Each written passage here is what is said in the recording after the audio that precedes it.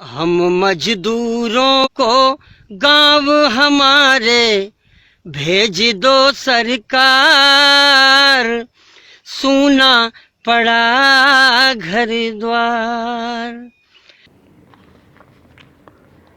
नमस्कार, ई news room की YouTube channel में आप सभी का स्वागत है। आज हम लोग चर्चा कर रहे हैं वित्त मंत्री निर्मला सीतारमण द्वारा घोषित प्रवासी मजदूर यानी कि माइग्रेंट लेबर, रेहड़ी पटरी वाले यानी कि स्ट्रीट वेंडर्स और छोटे कारोबारों से जुड़े हुए शहरी लोगों के लिए घोषित सहायता के बारे में। उन्होंने शहरी मध्यम वर्गीय लोगों के बीच में कम आय वाले और किसान एवं आदिवासियों के बारे में भी कुछ ऐलान की, मगर हम हमारी ये चर्चा प्रवासी मजदूर और रेहड़ी पटरी वाले तक ही सीमित रखेंगे। उनकी घोषणा के सुर्खियां आपकी स्क्रीन पर आप देख सकते हैं। प्रवासी और रेहड़ी पटरी वाले के बारे में उनकी घोषणा की निचोड़ तो यही है कि अगले 2 महीने या मई और जून महीने के लिए चाहे रेशन कार्ड है या नहीं है, ऐसे हर मजदूर को, प्रवासी मजदूर को प्रति माह 5 किलोग्राम चावल या गेहूं और प्रति परिवार 1 किलोग्राम चना मुफ्त आवंटन किया जाएगा। और इसके लिए केंद्र सरकार को 3,500 करोड़ रुपए की व्यय वहन करना पड़ेगा। उसके बाद अगले साल मार्च तक सरकार एक राष्ट्र एक रेशन कार्ड यानी कि one nation one ration card, इस प्रोग्राम के तहत देश के कोई भी कोने में काम करते हुए माइग्रेंट लेबर के लिए डिजिटल रेशन कार्ड के जरिए ऐसे सिस्टम बनाएंगे ताकि उनके गांव में या छोटे शहर में रहने वाले परिवार और वो जहां भी है खुद अपने प्रति माह का जो रेशन है वो भाग करके उपयोग कर सकते हैं। इसके साथ साथ ये रेशन कार्ड का पोर्टेबिलिटी भी होगा ताकि एक ही डिजिटल रेशन कार्ड के जरिए वो इसका फायदा उठा पाए। प्रवासी श्रमिक और शहरी गरीबों के लिए सस्ते किराए के आवास परिसरों की योजना भी शुरू किया जाएगा। सरकार के पास अपनी जो मकानें पड़ी हैं या जमीनें पड़ी हैं उस पे सस्ते किराए में प्रवासी मजदूर या गरीबों को छत पर अपने माथे पर छत देने के लिए सरकार बंदोबस्त करेंगे और निजी क्षेत्र के कंपनियों को भी इंसेंटिव देंगे ताकि वो भी ऐसे मकान बनाएं और गरीबों को, खास करके प्रवासी कामगारों को रहने की जगह मिले। ये लॉकडाउन के चलते उनको जो घर छोड़ करके, किराया का मकान छोड़ करके निकलना पड़ा रोड पर, इसी तजुर्बे के आधार पर यह निर्णय लिया गया। तो और रेहड़ी पटरी वाले के लिए यह कहा गया कि अगले 1 महीने में उनके लिए एक सरकारी तरफ से ऋण दान की प्रोग्राम शुरू होगी ताकि एक व्यवसायी वो 10,000 रुपया तक प्रारंभिक कार्यशील पूंजी यानी कि वर्किंग कैपिटल उधार के रूप से उनको मिले, वो अपना काम शुरू कर सके। तो ये रही संक्षेप में मंत्री जी का घोषणा। अब इसके बारे में हम लोगों को अपनी टिप्पणी से पहले और एक चीज आपको बता दे कि पत्रकारों से मिलते हुए काल मंत्री जी ने बार बार ये रोड पे चलते हुए लाखों मजदूर परिवार के जो दर्दनाक स्थिति है उनके जिक्र की और ये कहा कि ये सब देख करके उनके दिल में बहुत चोट पहुंचा। तो बेबस लाचार लोगों की ऐसी घर वापसी देखते हुए मंत्री जी का संवेदना, उनकी हमदर्दी जताना पत्रकार और आम लोगों के बीच में ये उम्मीदें तो पैदा की थी कि सरकार इन लोगों के लिए तत्काल कुछ करेंगे। मगर मंत्री जी बाद में एक पत्रकारों के सवाल पर यह स्पष्ट कर दी, ये रोड पर जो चल रहा है उनको खान पान के इंतजाम, उनको राहत दिलाने की कोई काम केंद्र सरकार कुछ नहीं कर पाएंगे। ये काम है राज्य सरकारों की और इसके लिए केंद्र सरकार सस्ते में सब्सिडी में चावल, गेहूं वगैरह राज्य सरकार को दे दिए हैं और जिनको जितना चाहिए वो अगर केंद्र सरकार को सूचना दे दे तो तुरंत वो मिल जाएगा।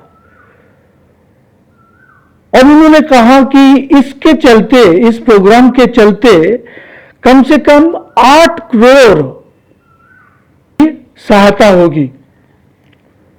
मगर ये मैंने ये भी स्पष्ट किया कि कितने लोग रोड पर चल रहे हैं अभी, इसके कोई आंकड़ा सरकार के पास नहीं है।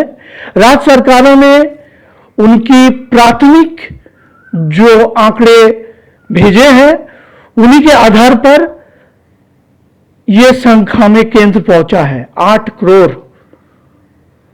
वो भी प्रिलिमिनरी एस्टीमेट है। हालांकि 2017 में सरकारी एक स्टडी में ही बताया गया था कि हमारे देश की कुल आबादी के 130 करोड़ लोगों के बीच में कम से कम 45 करोड़ लोग इस माइग्रेंट लेबर की जैसे काम में जुड़े हुए हैं। और ये गए 10 साल मार्च के अंत में सुप्रीम कोर्ट में याचिका दायर हुई थी इस प्रवासी मजदूरों को लेकर के। उस याचिका को खारिज करते हुए सुप्रीम कोर्ट कुछ डायरेक्टिव्स तो दी थी जिनके आधार पर 1 अप्रैल केंद्र सरकार ने राज्य सरकारों को एक नोटिफिकेशन भेजी थी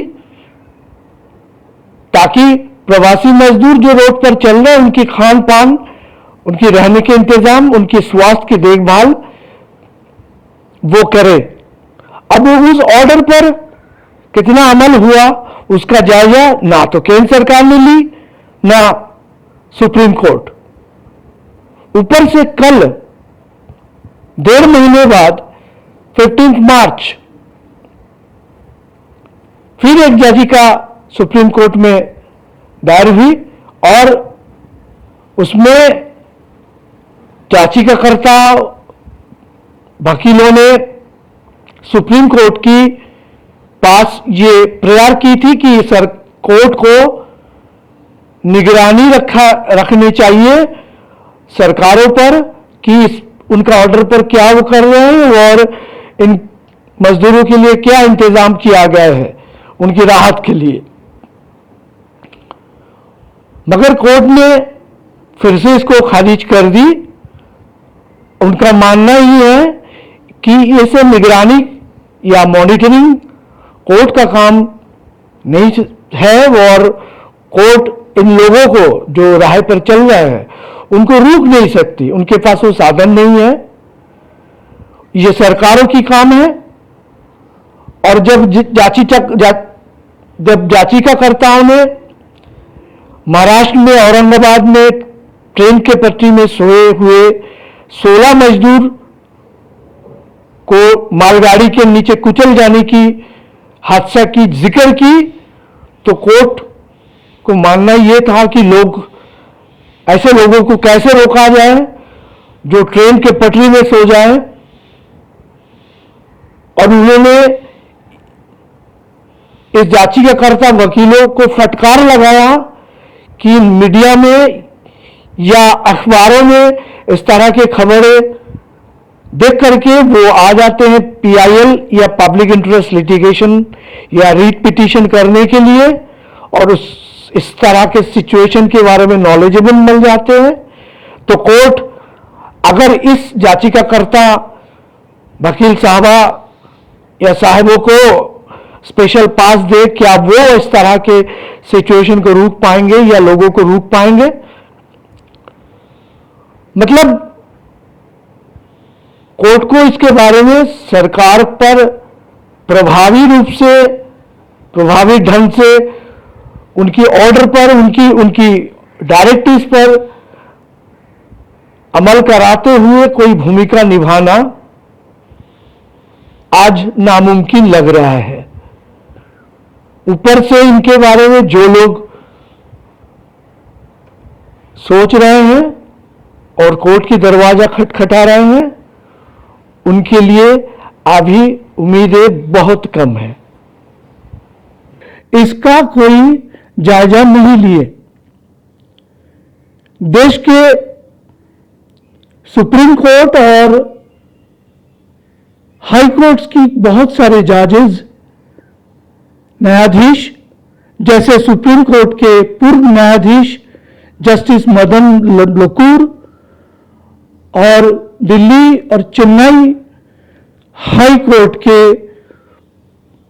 पूर्व चीफ जस्टिस AP शाह जैसे लोगों ने इसके बारे में बार बार सुप्रीम कोर्ट के भूमिका के बारे में उल्लेख की कि सुप्रीम कोर्ट ही हमारे देश के गरीबों की, लाचार लोगों की सहायता में सरकार, चाहे वो केंद्र हो और चाहे राज्य हो, उन पर हावी हो सकते हैं, उनको निर्देश दे सकते हैं, उन पर मॉनिटरिंग कर सकते हैं। मगर दुखद बात यह है, उन्होंने बताया कि सुप्रीम कोर्ट उनकी ये भूमिका जो संविधान की, कानून की रक्षा करते हुए हमारे सर्वोच्च न्यायालय की जो भूमिका वो सही मायने में निभा नहीं रहा है, वो पूर्व न्यायाधीशों की ही कहना है। अब मंत्री जी तो आंकड़ों के कोहरे में जमीनी हकीकत को छाने की कोशिश की और उन्होंने कहा कि पहले लोगों को कहा गया था कि अब जहां है वही रह जाइए, अब तो सरकार ट्रेनें चला रही है, श्रमिक स्पेशल मजदूरों के लिए स्पेशल ट्रेन चलाए जा रहे हैं, और राज्य सरकार अगर बोले कि कितने ट्रेन उनको चाहिए तो तुरंत ही 8 घंटे से 5 घंटे के अंदर ट्रेन का प्रावधान किया जा रहा है। मगर मंत्री जी इसके बारे में कुछ नहीं बोले, ना तो रेलवे मिनिस्ट्री से कुछ इसके बारे में संदेशा आया कि जिनके पास खान पान के पैसा नहीं है, जो अपने बच्चों के लिए पानी भी खरीद नहीं सकते हैं, वो कैसे रेल का किराया भुगतान करेंगे। हम सब मजदूरी करते हैं, घर बार छोड़ कर के शहरों में भटकते हैं। जो लेकर हमको आए वो ही छोड़ गए मझधार। कुछ तो करो सरकार।